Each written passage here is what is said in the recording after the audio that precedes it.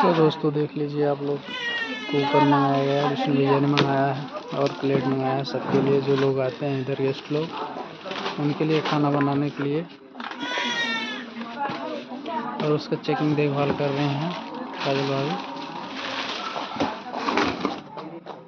देखो कुकर आ गया,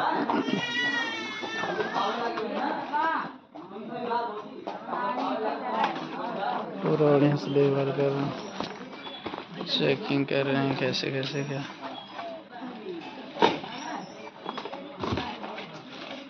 पैक करने वाला आप लोग देख सकते हैं।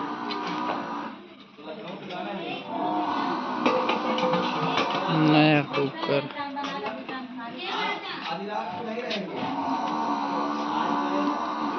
इस प्रकार पहले जूठा कर दे रहे हैं।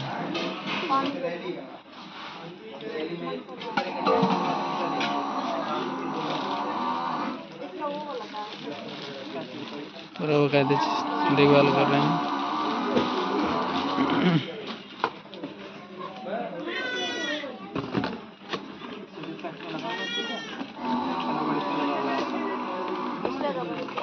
नहीं आता हॉकिंस में एक ही रहता है ब्रांड में। हाँ लोकल में इसमें रहता है डबल। बाकी अगर चाहिए हुई होगा दुकान पर मिलेगा मिलेगा इस प्रकार